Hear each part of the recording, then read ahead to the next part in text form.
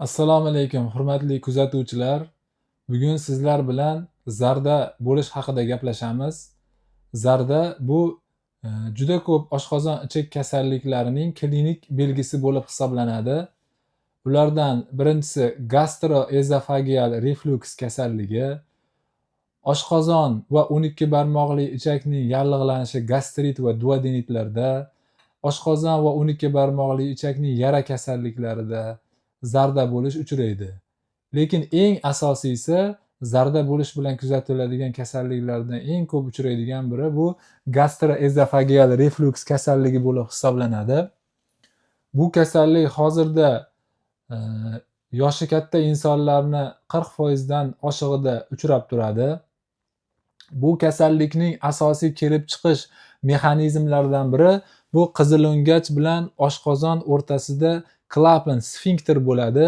Mana shu klapanni yaxshi yopilmasligi hisobiga oshqozondagi va ba'zan 12 barmoqli ichakdagi mahsulotlarni, ayniqsa oshqozon kislotaligini qizilo'ngachga o'tib ketishi bilan kuzatiladi. Oshqozondagi kislota qizilo'ngachga o'tgandan keyin albatta bemorda zarda bo'lish hissi paydo bo'ladi. Qizilo'ngachda eroziyalar paydo bo'lishi mumkin.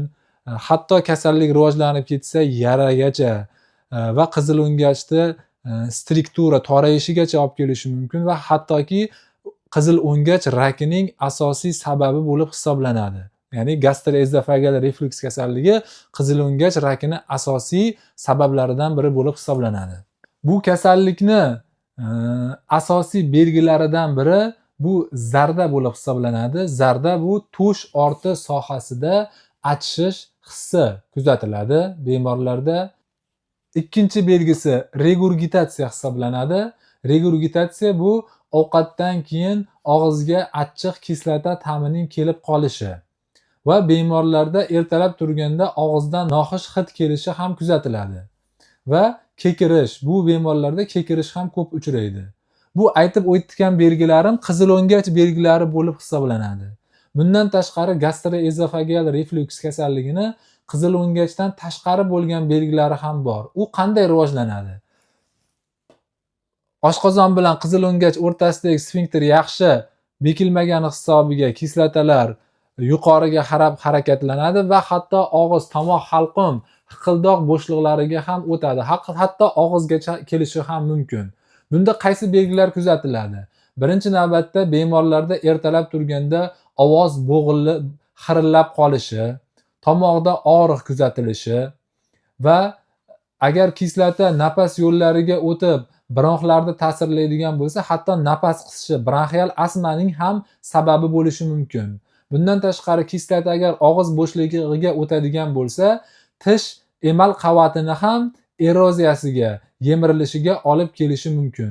Bu kasallikni qizilo'ngachdan tashqari simptomlari bo'lib hisoblanadi. Bizga ba'zi bir bemorlar keladi, uzoq vaqtlar davomida tomoqlariga lecheniya olishadi, lorlarda, pulmonologlarda davolanishadi nafas qisishi bilan, lekin natija bo'lmaydi. Bu kasallarda albatta o'ylab ko'rish kerak, gastroezofageal reflux kasalligi yo'qmi? Kislota tepaga qarab, o'sha hiqildoqqa, og'iz bo'shlig'iga qarab o'tib ketmayaptimi? Albatta buni tekshirib qo'yishlik kerak. Kasallikni kuchaytiradigan omillar bor. Ya'ni ana shu gastroezofageal reflux kasalligini qaysi holatlar kuchaytiradi? Bulardan birinchisi, eng asosiysi semizlik bo'lib hisoblanadi. Ya'ni ortiqcha vazni bor insonda, ortiqcha qorinda yog' bor insonda qorin bo'shlig'ida bosim yuqori bo'ladi. O'z-o'zidan bosim yuqori bo'lgandan keyin mana shu sfinkterda ochilishiga olib keladi va oshqozondagi 12 barmoqli ichakdagi mahsulotlar qizilo'ngachga qaytib o'tib ketib qoladi. O'shaning uchun kasallarga biz aytamiz, albatta zarda bo'ladigan kasallarga birinchi navbatda ozishni tavsiya qilamiz. Ikkinchi zarda bo'lishni kuchaytiradigan sabablardan biri bu ovqat mahsulotlarini ko'p iste'mol qilish.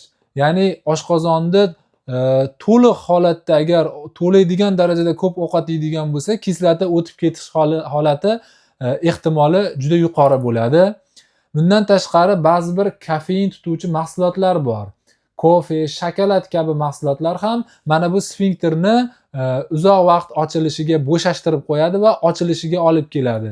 Bu mahsulotlar ham, kofe, shokolad kabi mahsulotlar ham zarda bo'lishni kuchayishiga olib keladi. Kechqurungi ovqatni ham ko'p iste'mol qilish zarda bo'lishni kuchayishiga olib keladi. Demak, zarda bo'ladigan insonlar mana shu zarda bo'ladigan triggerlar deydi, zarda bo'lishni kuchaytiradigan holatlardan albatta ehtiyot bo'lishligi kerak. Xo'p, kasallikni ikki xil turi uchraydi. Kasallikni birinchi turi qizilo'ngach eroziyasi bilan kuzatiladigan kasallik, ya'ni erraziv gastrit deymiz va noeraziv gastrit deymiz. Noeraziv gastritda qizilo'ngachda eroziyalar kuzatilmaydi. Buni qanday bilamiz? Bemor zarda bo'lyapti. Biz bemorga FGDS tekshiruvini tavsiya qilamiz. Agar biz qizilo'ngachning pastki 3dan 1 qismini ko'rganimizda eroziya kuzatiladi. Bunda biz eraziv gastrit deb ataymiz. Agar endoskopda hech qanday o'zgarish topmasak, qizilo'ngachda noeraziv gastrit deymiz. Bunda bemorda zarda bo'lish kuzatiladi, lekin qizilo'ngachda hech qanday o'zgarish topilmaydi.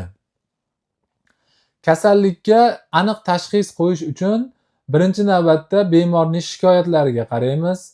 Ikkinchi navbatda instrumental tekshiruvlar, ya'ni bulardan endoskop FGDS tekshiruvi, zond orqali qizilo'ngachni oshqozonni tekshiriladi.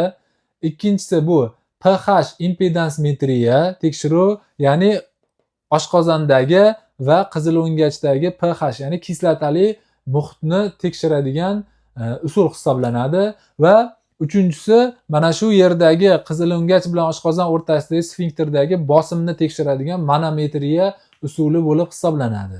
Demak, bemordagi klinik belgilar tekshiruvlarga asoslanib gastroezofageal reflyuks xastaligi diagnozi qo'yiladi.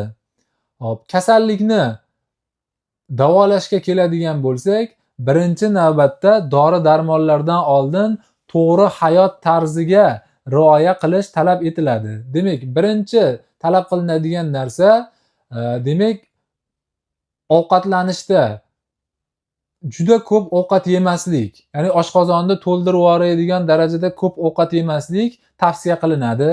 Ikkinchisi, o'ta achchiq, sho'r ovqatlarni va oshqozonda kislotalikni oshiradigan mahsulotlar, kofe, shokolad kabi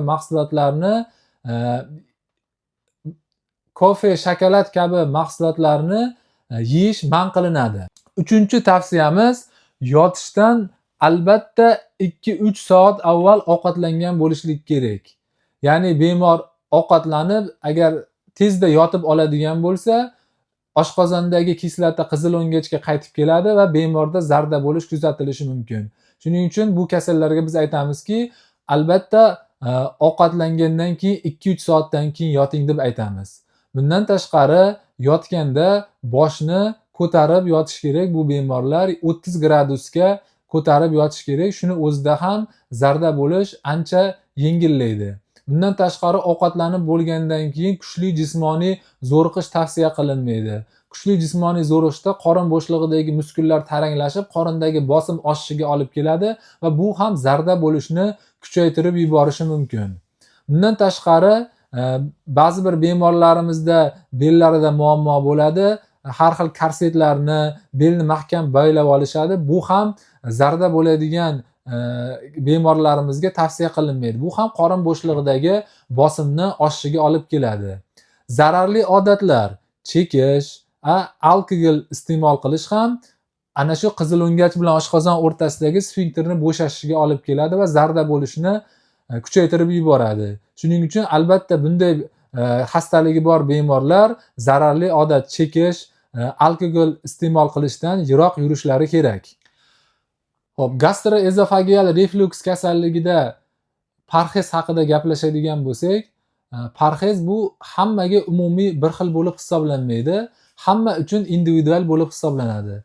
Ko'p zarda bo'ladigan insonlar juda ko'p narsalardan tiyilishadi. Albatta bu to'g'ri emas. Hammada individual hisobga olishlik kerak. Kimdirda, misol uchun, qandaydir bir sokni, mevali sokni ichadigan bo'lsa, o'sha inson zarda bo'ladi. Demak, uni zarda qiladigan bo'lsa, o'sha mahsulotni ichmasligi kerak.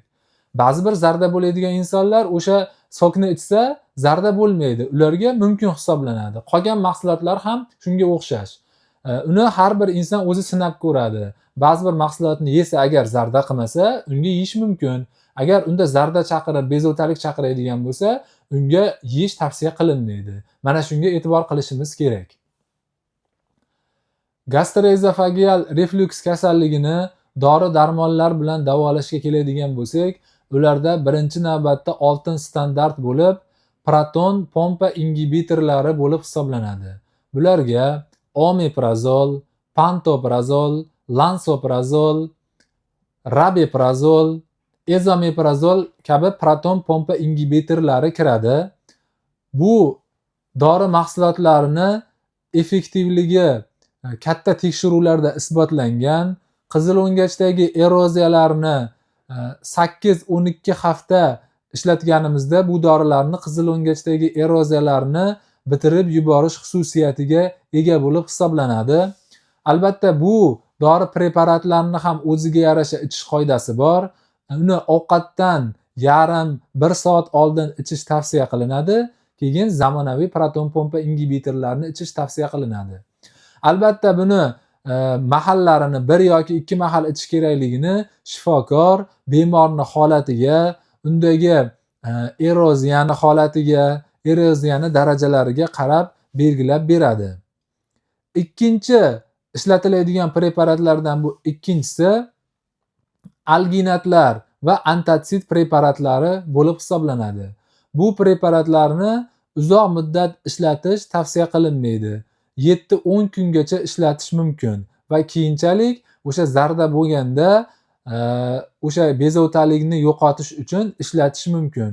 Uzoq muddat ichish tavsiya qilinmaydi, chunki uzoq muddat ichganda nojo'ya ta'sirlar kuzatilishi mumkin. Uchinchi preparatlardan biri bu prokinetiklar hisoblanadi. Hozirgi eng zamonaviy prokinetiklardan itoprid gidroxlorid bo'lib hisoblanadi.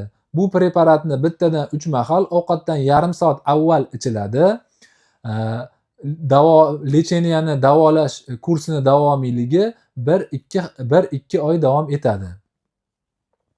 Hozirgi yana zarda bo'lishni gastroezofageal reflyuks kasalligini davolashda ishlatiladigan zamonaviy preparatlardan biri bu ezofago protektorlar hisoblanadi. Bularga xondratin sulfat va gialuronovoya kislota preparatlari kiradi. Bu preparatlar qizil o'ngachda qobiq hosil qilib, qizil o'ngachdagi eroziyalarni bitirish xususiyatiga ega. Bu kasallikni asoratlariga keladigan bo'lsak, aytib o'tdik, bu kasallikni asoratlari qizil o'ngachda eroziya kuchayganda hatto yaralarga olib kelishi mumkin. Agar yillar davomida gastroezofageal reflyuks kasalligi davom etadigan bo'lsa, Barrett qizil o'ngachiga ham olib kelishi mumkin. Barrett qizil o'ngachi bu qizil o'ngachda o'zi normada yassi hujayrali epiteliy bo'ladigan bo'lsa, bu hujayralarni o'zgarib ichaksimon epiteliy hujayralariga aylanib ketishi mumkin. Agar peshivod Barretta ham rivojlanib kuchayib ketadigan bo'lsa, hatto qizil o'ngachni rak xastaligi ham olib kelishi mumkin. Shuning uchun gastroezofageal reflyuks xastaligi bor bemorlar vaqtida shifokorga murojaat qilib, davo muolajalarini olishi kerak. Agar kimda shunday muammolar bo'lsa, bizga murojaat qiling. Kanalimga obuna bo'ling. Sizlar uchun kerakli bo'lgan ma'lumotlarni berib boramiz.